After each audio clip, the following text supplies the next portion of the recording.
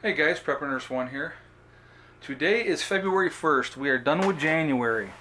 One day closer to spring. I am very happy about it. We had a mix of sun and clouds today here at the homestead, and we're actually starting to bring in more power almost on a daily basis, which is nice. And we're getting there as far as that goes. And as you can see here with the fire going, it's beautiful.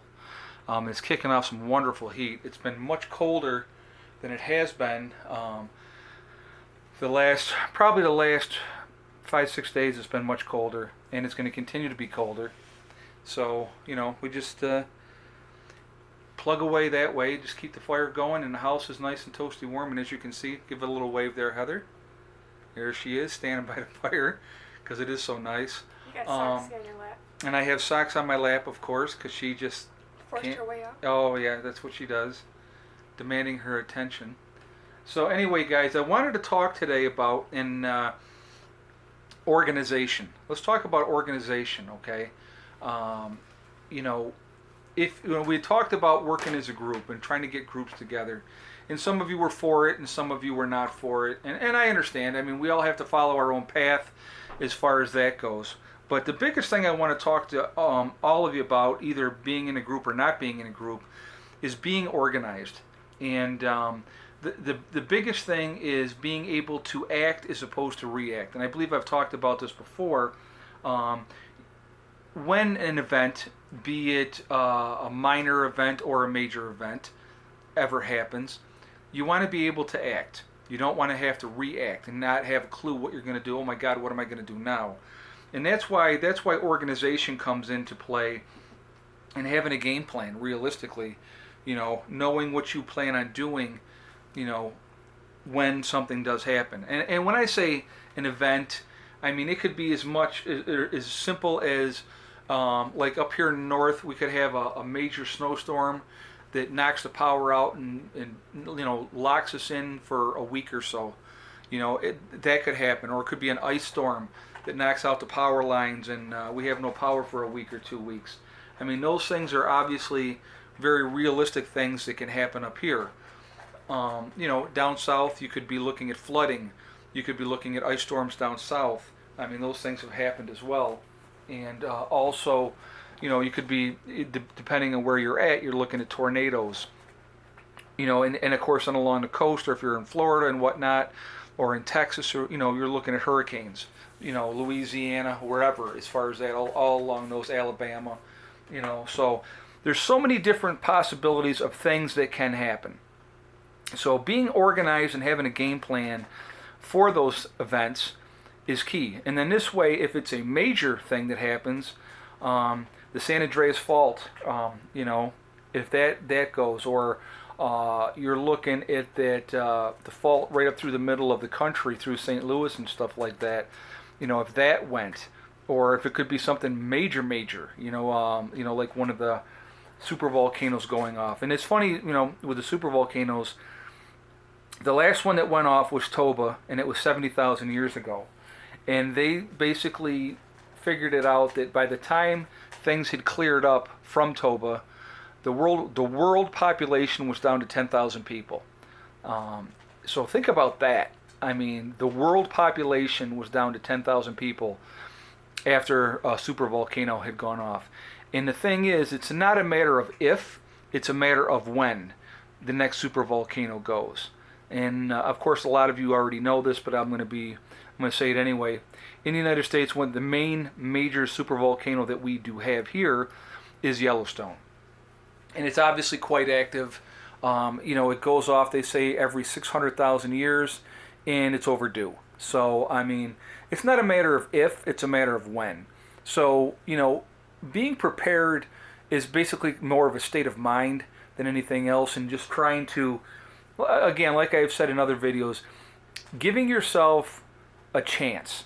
That's all you really want, is a chance to be able to get through whatever event it is, be it a short-term event or a long-term event, and try to get through it as comfortably as possible. That is so important. I mean, and I can't emphasize that enough. And again, with the other day's video when I talked about working together in groups, and if you could get together with a group.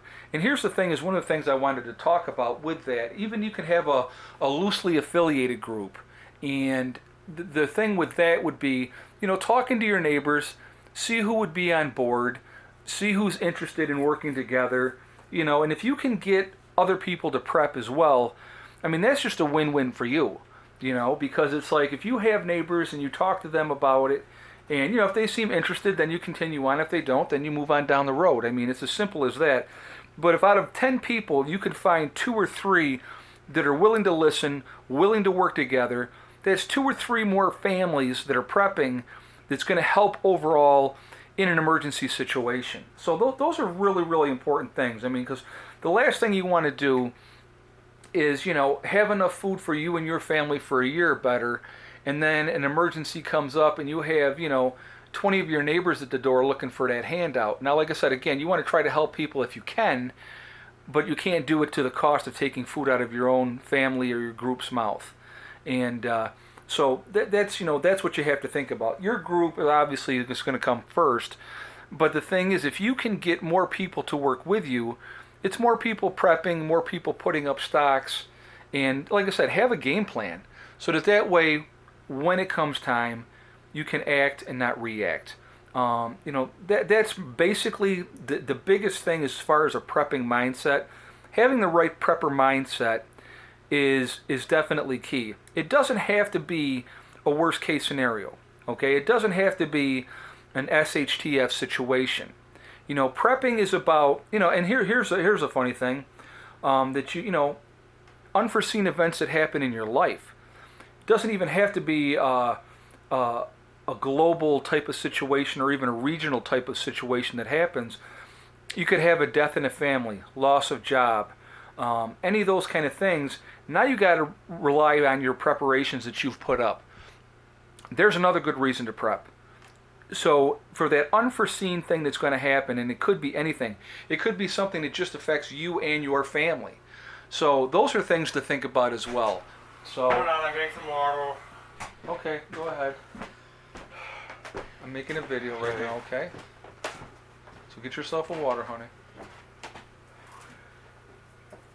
Eddie's out working with the tutor. So, but like I said, having those organizational skills and having a plan in place, it just takes away that panic. It takes away that anxiety, and that's what it more for me. I'm a very organized person, or I try to be as much as I can. And trying to have a game plan in place, it gives you peace of mind. It makes you sleep comfortably at night, so you don't worry about the little things. Okay, those are the things you really want to think about. And so like I said, if all of us can work together, all of us can do things, to help each other. And the more people that you can add to your circle, even again, a loose affiliation, if you can get 1 or 2 families to prep, it helps you out in the long run, because that's 1 or 2 less people that are coming to you looking for help. So again, talking to people's key. And it's like that's what we're doing up here where I live. We're talking to our neighbors. We're trying to see who's wanting to work together and getting a game plan in place ahead of time. And that really is key. It's very important. It needs to be done. So, that's what I wanted to say about that. So, like I said, if you have any questions, if you want, any advice or whatever, feel free to ask. I mean, I love talking prepping. I love talking off-grid. Any of those things. It's a passion. I absolutely love doing it. And like I said, I don't mind helping people out as much as I can. You know what I mean? But the biggest thing is you got to be willing to help yourself. And that's kind of key. It really, really, truly is. So anyway, guys, I'm going to end this video like I always do. It's very important. Hug and kiss the ones you love. Tomorrow is not guaranteed. You never know what's going to happen. Always, always do that. I mean, let them know how you feel. I mean, I tell my kids every single day how much I love them. And, you guys should do the same. Whoever, your husband, wife, children, grandchildren, give them that hug, give them that kiss. And remember, it's one step at a time, it's one thing at a time, and it's one day at a time. Continue to prep. Get ready, because none of us know what's going to happen. And like I said, it could be as simple as something happening in your own family. It could be just a local disaster. It could be a global disaster. You never know. So anyway, I hope everybody has a wonderful day. I hope you're having a good week. And I will talk to you guys tomorrow. Prepper Nurse 1 out for now.